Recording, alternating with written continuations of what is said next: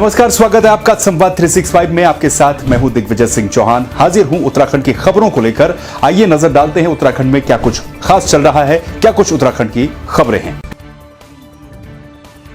मुख्यमंत्री त्रिवेंद्र सिंह रावत ने मुख्यमंत्री आवास में हरिद्वार में राजकीय विद्यालय अंगीकरण कार्यक्रम का शुभारंभ किया। इस मौके पर हरिद्वार के मुख्य शिक्षा अधिकारी और रिलैक्सो फाउंडेशन के बीच जनपद हरिद्वार के 32 स्कूलों के अवस्थापन सुविधाओं और रूपांतरण के लिए एमओयू हस्ताक्षरित किए गए। सरकारी स्कूलों में बुनियादी ढांचे और शिक्षण की गुणवत्ता में सुधार करने के उद्देश्य से जनपद हरिद्वार में कॉर्पोरेट सेक्टर और सरकारी संगठनों के सहयोग से राजकीय विद्यालय अंगीकरण कार्यक्रम चलाया जा रहा है।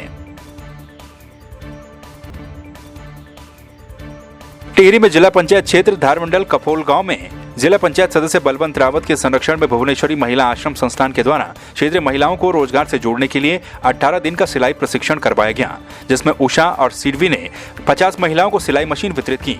जहां एक और राज्य सरकार स्वरोजगार के क्षेत्र में विभिन्न कार्यक्रम चला रही है, तो वहीं दूसरी तरफ जिला पंचायत सदस्य बलवंत रावत के प्रयासों से क्षेत्र की महिलाओं को स्वरोजगार से जोड़ा जा रहा है।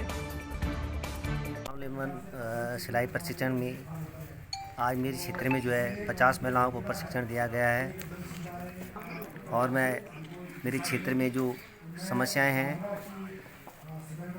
वो आज बहुत जटिल हो चुकी है और मेरे क्षेत्र में जो है महिलाएं जो है स्वरोजगार की तरफ जो है अग्रसर हो। तो इसलिए मैं अपनी इन समस्त महिलाओं को, अपनी बहनों को, इनको बहुत बहुत धन्यवाद, शुभकामनाएं देता हूं कि जिस तरह प्रशिक्षण उन्होंने यहाँ पे लिया है इस तरह वो अन्य लोगों को भी देंगे जिससे क्षेत्र का भला हो सके। धन्यवाद करेंगे उषा और सिरवी का, जिन्होंने हमें ये बहुत बड़ा मौका दिया है और साथ ही जो हमें ये जो ट्रेनिंग मिली है इसके साथ साथ हमें काफ़ी हमारा रोज़गार आगे बढ़ेगा और साथ ही हम अपनी और बहनों को भी आगे बढ़ाएंगे। जैसे कि इसमें तीन तरह की ट्रेनिंग दी जाती है, सिलाई मशीन सही करके, सिलाई करके और सिलाई सिखा के। तो ये हमारी आजीविका चलाने में हमें काफ़ी मददगार होगा। टिहरी जिले के चंबा ब्लॉक सभागार में पंडित दीनदयाल उपाध्याय सहकारिता किसान कल्याण योजना के अंतर्गत किसानों को शून्य दर पर ऋण वितरित किए गए। किसानों को 5 करोड़ 25 लाख की धनराशि बांटी गई। कार्यक्रम में मुख्य अतिथि राज्य मंत्री रोशनलाल सीमवाल ने किसानों को चेक वितरित करते हुए कहा कि प्रदेश सरकार किसानों के हित में काम कर रही है। इसमें हमारे चंबा ब्लॉक से संबंधित जो शाखा है 9, इनमें 1 करोड़ 35 लाख 30 हजार के चेक वितरित किए जाने हैं, जिसमें 101 मेंबर हैं। समिति स्तर पर हमारे जो ब्लॉक स्तर पर हमारी समितियां हैं उसमें 95 आदमियों को 5 करोड़ 32 लाख के लगभग धनराशि वितरित की जाएगी। सरकार के लिए 0% ब्याज पर उत्तराखंड सरकार का एक बहुआयामी प्रोग्राम है, इसके तहत किया जा रहा है। टिहरी के चंबा में टनल से प्रभावित मजदूर के ग्रामीणों ने धरना प्रदर्शन किया और चेतावनी दी कि मांगे पूरी नहीं होने पर टनल का उद्घाटन नहीं होने दिया जाएगा। ऑल वेदर प्रोजेक्ट के तहत चंबा में टनल का निर्माण किया गया है, जिसमें मजदूर गांव के ग्रामीणों के घरों में दरारें आ गई हैं। वहीं रास्ते भी क्षतिग्रस्त हो गए हैं। वहीं कई लोगों के खेतों का मुआवजा भी नहीं मिला, जिससे ग्रामीणों में आक्रोश है। बच्चों लिए भैरों जाए किराए पर कब तक रो हमारे को साल वबरी उन बोले हम किराए देवला नोटिस दिन दमादम कहते हम किराए देवला, तुम किराए पर, हम तुम्हारा मकान की सुनाई कर, कोई सुनाई नहीं, कोई दूसरे देख नहीं आए। और कख जान में तब भी बच्चों लिए हम सब एक मौनो हम रोड पर हम उनका जाए नहीं हो। मैं ना तो लेकर हम कोई विरोध नहीं करी। जब उन सारू दिन के हम तुम्हारा सारू वो कर लग पूरा इतना बड़ा मकान है, सारू दसेगी पूरा खत्म हो जाए, दुनिया दिखने लगी रोड पर। अब वो भी दिखी गए, हर वक्त आए दिखी गए, आ जाओ उन्होंने बोल होना जाए, कोई सुने नहीं। ये खाता लें कम धरना लगा आता होना मुन्नी लगा, बोल चलो यूँ काम चल गया। हमारे ग्रामीणों ने उन पर विरोध नहीं किया क्योंकि ये काम जो था वो देश की प्रगति के लिए था, पर लेकिन इन्होंने हमारी समस्या ना देख के लोगों को बिना वजह परेशानी से झेलना पड़ रहा है, जिसमें अभी तक 2 साल हो गए। इनके मकान शोभन सिंह नेगी जी का मकान है वो बिल्कुल बेघर हो रखे हैं, जिनका अभी रहने के लिए उनका बिजली का जो मकान था वो भी कुछ रोजगार नहीं है। आपकी मांगे अगर पूरी नहीं होती तो आगे क्या करेंगे, क्या कार्रवाई करेंगे? इसमें हम बीआरओ से हम ये करेंगे, अगर ये हमारी मांगे पूरी नहीं करते हैं तो हम इसका सुरंग का वो नहीं होगा, उद्घाटन नहीं होने देंगे। जब तक मांगे पूरी नहीं होती तब तक उद्घाटन नहीं होगा। कि मेरा शासन से भी, प्रशासन से, बीआरओ से भी विशेष निवेदन है। देश में कोरोना वायरस के मामलों में कमी के साथ साथ धीरे धीरे सभी चीजों पर छूट मिलती जा रही है। लगभग सभी राज्यों में लंबे समय के बाद स्कूल कॉलेज भी धीरे धीरे खुलने लगे हैं। हरिद्वार के स्थानीय निवासी राजीव शर्मा ने बताया कि ये खुशी की बात है कि राज्य सरकार कोरोना गाइडलाइन का पालन करते हुए 8 फरवरी से स्कूल खोलने की अनुमति दे रही है। स्कूल की प्रिंसिपल पूनम श्रीवास्तव ने बताया कि सरकार ने स्कूल खोलने को लेकर कुछ गाइडलाइन जारी की है, जिनका अनुपालन करवाया जाएगा। पिछले 2 नवंबर को क्लास 10th और 12th के लिए हमारे स्कूल्स खोल दिए गए थे। उनके लिए बाकायदा SOP जारी कर दी गई थी। अब कैबिनेट डिसीजन हुआ है 8 फरवरी से सारे स्कूल खुलेंगे 6 क्लास से ऊपर के। इसके लिए प्रॉपर उत्तराखंड गवर्नमेंट की तरफ से SOP जारी हो गई है, गाइडलाइंस आ गई हैं। इसके अकॉर्डिंग सारे स्कूल्स पूरी तरह से नीट एंड क्लीन कराने हैं, पूरी सफाई करानी है, प्रतिदिन उनका सैनिटाइजेशन कराना है।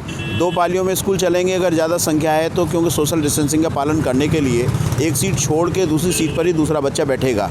इसके लिए हमने निर्देश दे दिए सारे खंड शिक्षा अधिकारियों को, उप शिक्षा अधिकारियों को।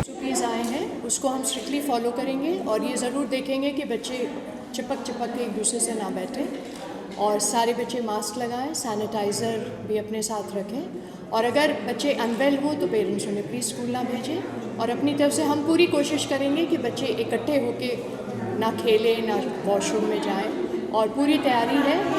पूरे कैंपस को साफ़ करा दिया गया है, सैनिटाइज हो गए हैं सारे कमरे। तो आई होप अगर सारे बच्चे घर में भी स्वस्थ हैं और स्कूल आए तो उन्हें कोई परेशानी का सामना नहीं करना पड़ेगा। बच्चों को स्कूल भेजना चाहिए। एक इतना लंबा टाइम हो गया है, बच्चे डिप्रेस हो गए हैं, घर पर करने को कुछ नहीं होता है, ऑनलाइन कब तक पढ़ेंगे वो, और फिजिकल फिटनेस कहाँ से आएगी, आपका इम्यून सिस्टम कहाँ से डेवलप होगा। मेरे हिसाब से तो स्कूल्स खुलने चाहिए प्रॉपर, जो सोशल डिस्टेंसिंग का सरकार ने रूल रेगुलेशन बनाए हैं उसके अकॉर्डिंग चल करके हमारे स्कूल ज़रूर खोलने चाहिए। टीचर्स सारी की सारी सब मेहनत कर रहे हैं, प्रिंसिपल मेहनत कर रही हैं और एक एनवायरनमेंट क्रिएट किया जा रहा है। उस एनवायरनमेंट को क्रिएट होने में थोड़ा सा समय लगेगा। उसके बीच में हमें सोशल डिस्टेंसिंग का पालन करना है, सैनिटाइजिंग करनी है, प्रॉपर वे में हमें आना है। हरिद्वार में शनिवार को एक बड़ा हादसा होते होते टल गया। उत्तराखंड परिवहन निगम का बस चालक शराब के नशे में धुत होकर सवारियों से भरी बस चला रहा था। बस चालक बस को तेज रफ्तार में रॉन्ग साइड लेकर गया, जिसके बाद सिंहद्वार के पास पुलिस कर्मियों ने बस को रोकने का प्रयास किया, लेकिन बस चालक ने तेजी से बस भगा दी। इसके बाद किसी तरह से पुलिस ने बस को रोका और चालक को थाने ले आई। ये बस रोडवेज से आ रही शायद, हरिद्वार रोडवेज से है, हरिद्वार डिपो की है और कह रहे हो शिमला जा रही, रोपड़िया जा रही शायद। हाँ शायद उसका नक्शा तो इसको लग रहा है कि दारू पिया हुआ है। पुलिस थाने ले गई, शंकर थाने में चेता को कॉल किया। ये बहुत बड़ी लापरवाही है, ये किसी के जान जा सकती इसमें। जैसे हम आगे जा रहे थे तो उस हिसाब से जो है हमारे ऊपर चढ़ा देता है, यदि मैं साइड ना होता फिर वो पब्लिक के ऊपर चढ़ा रहा, जा रहा, भगा रहा, रोक ही नहीं रहा गाड़ी को। तो बहुत बड़ी लापरवाही। इसको तो RMO हरिद्वार को कार्रवाई करनी चाहिए, इसके खिलाफ सख्त से सख्त कार्रवाई करनी चाहिए। भगा तो रखी नहीं थी लेकिन उन्होंने वहाँ रोकी नहीं थी, इतना कह सकते हैं। फिलहाल तो टोटल इसमें 13-14 सवारी हैं हरिद्वार से शिमला के लिए। सर मुझे तो मालूम ही नहीं पी रखी है, नहीं गलत है तो मान लीजिए मुझे पता ही नहीं। मैं तो बस अड्डे से चढ़ा हूँ, मशीन भरवाई, अपना टिकट सवारी बैठा कर जल्दी वहाँ खड़े थे, आधा घंटा तक मैं खड़ा रहा। बाकी उन्होंने जो वहाँ गाड़ी लगी ना रॉन्ग साइड लेगा इसलिए पकड़ा। ये रॉन्ग साइड से आ रहा था और तो कुछ नहीं पता लगा, लेकिन रॉन्ग साइड से इसको रोक रहे थे कि भाई इधर से ना जाओ। ये रॉन्ग साइड घुस गया। वो उसके बाद थोड़ी सी आवाज़ आई गाड़ी में, क्या हुआ वो साइड में, उसके बाद वो पीछे से लड़के आए, बाहर पिटाई करने लगे, यही पता है। पिथौरागढ़ के विकास भवन सभागार में सहकारिता विभाग के द्वारा वृहद ऋण मेले का आयोजन किया गया, जिसमें दीनदयाल उपाध्याय सहकारिता किसान कल्याण के तहत काश्तकारों को बिना ब्याज के कृषि ऋण दिया जा रहा है। विधायक चंद्रा पंत और जिला पंचायत अध्यक्ष दीपिका बोरा ने किसानों को चेक वितरित किए। इस दौरान 201 किसानों को लगभग 3 करोड़ के ऋण आवंटित किए गए। दीनदयाल उपाध्याय योजना के माध्यम से जो सहकारिता विभाग द्वारा चेक वितरित किए गए हैं, हमारे गरीब किसानों को 3 लाख तक के जो मुक्त ब्याज में किए गए हैं। इससे हमारे किसानों को अपने स्वरोजगार को बढ़ावा देने के लिए और आत्मनिर्भर बनने के लिए बहुत बड़ी उपलब्धि हमारे सरकार द्वारा की गई है। इसमें प्रमुखता से कृषि कार्य के लिए 1 लाख रुपए तक का ऋण दिया जा रहा है और ब्याज रहित ऋण का व्यवस्था किया गया है, प्रावधान किया गया है। साथ में कृषि आधारित अन्य जो उपक्रम हैं, इसमें मत्स्य पालन है, मार्केटिंग गतिविधियाँ हैं और अन्य कृषि कार्य है, मुर्गी पालन, पशुपालन, उन गतिविधियों के लिए 3 लाख तक का ऋण ब्याज रहित ऋण में प्रावधान किया गया है। साथ में जो सेल्फ हेल्प ग्रुप्स होते हैं, स्वयं सहायता समूह होते हैं, जो सहकारिता विभाग से ऋण प्राप्त करना चाहते हैं, उनको 5 लाख रुपए तक का ब्याज रहित ऋण का प्रावधान किया गया है। पिथौरागढ़ में अवैध खनन के दौरान एक मजदूर की मौत का मामला सामने आया है। मुख्यालय से महज 15 किलोमीटर की दूरी पर कनारी पावे गांव में अवैध खनन कई दिनों से चल रहा था। इसी के चलते शुक्रवार को एक हादसे में एक मजदूर की मौत हो गई, जबकि 2 लोग घायल हो गए। खनन माफियाओं के द्वारा इस मामले को स्थानीय लोगों की मदद से दबा दिया गया। मामले की जानकारी पुख्ता होने पर जनप्रतिनिधियों ने देर रात जिलाधिकारी से मुलाकात की और इसकी जानकारी दी। कनारी पावे ग्राम पंचायत के अंतर्गत कुछ व्यक्तियों द्वारा जो अवैध खनन किया जा रहा था, ऐसा भी सूचना एक प्रतिनिधि मंडल ने मुझे अवगत कराया है। उसी क्रम में हम लोगों ने अभी तहसीलदार को नामित किया है। वो मौके पे जाके जो है समस्त घटना की जायज़ा लिया जाएगा। वहाँ पे ऐसी सूचना प्राप्त हुई, किसी व्यक्ति का जो है दुर्घटना में घायल होने की सूचना प्राप्त हुई है। अभी वर्तमान में क्या मौके पे स्थिति है, इसकी जायज़ा पहले तहसीलदार के मदद से लिया जाएगा, उसके अनुसार कार्रवाई किया जाएगा। मैं 6 साढ़े 6 बजे मुझे एक इन्फॉर्मेशन मिली थी कि कनारी पावे में एक खनन हो रहा है। उस खनन के अंदर कोई मजदूर दब गया है और उसको दबने के बाद उसकी मौत हो गई है। तो मैंने जानकारी लेनी चाहिए गांव से, तो पहले मुझे इन्फॉर्मेशन सही नहीं मिल पाई। फिर मैंने अपने दोस्तों से पता किया तो पता लगा कि वहां पर खनन कोई लोकल का आदमी खनन करा रहा था। उस खनन में एक मजदूर की मौत हो गई और 2 मजदूर घायल हैं। तो वहाँ जानकारी लेना चाहा पुलिस डिपार्टमेंट से, तो उन्होंने बताया कि हमारे पास इसकी कोई इन्फॉर्मेशन नहीं है डेथ की, और कोई घायल की जरूर हमारे पास इन्फॉर्मेशन है।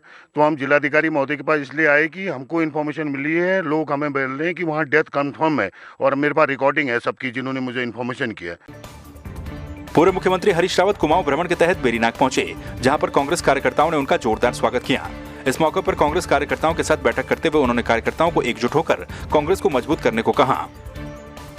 कांग्रेस कार्यकर्ता मुझ में जोश भर रहे हैं और जिस तरीके से सब हमारे पुराने नए साथी, आप देखो जिन लोगों ने मुझे परसों चुनाव लड़ाया, कोई चेहरा ऐसा नहीं है जो यहाँ पर नहीं आया। बल्कि मुझे बड़ा अफसोस है इस बात का कि मैं जल्दी जा रहा हूँ।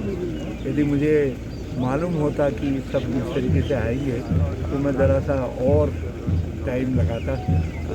तो ये सब पुराने साथी सहयोगी सब आ रहे हैं और नए नौजवान भी आ रहे हैं, नई पीढ़ी तैयार हुई है कांग्रेस की। यहाँ बहुत अच्छा लगा, सबको बहुत शुभकामनाएं। जिला सहकारिता बैंक पिथौरागढ़ के द्वारा दीनदयाल उपाध्याय सहकारिता किसान कल्याण शून्य ब्याज कृषि ऋण योजना के अंतर्गत वृहद ऋण वितरण कार्यक्रम का आयोजन किया गया। बेरीनाग के सभागार में कुमाऊं मंडल विकास निगम के अध्यक्ष केदारदत्त जोशी ने 281 काश्तकारों को 1 करोड़ 10 लाख रुपए का ऋण वितरित किया। उन्होंने काश्तकारों से ऋण लेकर स्वरोजगार अपनाकर अपनी आर्थिकी को मजबूत करने की अपील भी की। सरकार का एक ऐतिहासिक निर्णय है, किसानों की आय दुगुना करने के लिए एक साफ संदेश है। 3 लाख तक का ऋण दे रहे हैं, 1 लाख तक का कृषि के लिए, कृषि से इतर कार्यों के लिए भी हम ऋण दे रहे हैं कोऑपरेटिव बैंक के द्वारा पंडित दीनदयाल उपाध्याय की योजना के अंतर्गत सहकारिता की। मुझे पूरी आशा है कि हमारे किसान भाई इस समय 281 लोगों को आज इस विकास खंड में चेक बांटे गए हैं। मुझे पूरा भरोसा है इनसे प्रेरणा लेकर के अन्य काश्तकार भी यहाँ पर खूबसूरत कार्य करेंगे। सबको मैं शुभकामनाएं प्रेषित करता हूँ। तो आपने देखा उत्तराखंड में क्या कुछ खास चल रहा है, क्या कुछ उत्तराखंड की खबरें रही। एक बार फिर से आपके सामने हाजिर होंगे उत्तराखंड की कुछ और खबरों के साथ। तब तक के लिए आप बने रहिए संवाद 365 के साथ। नमस्कार।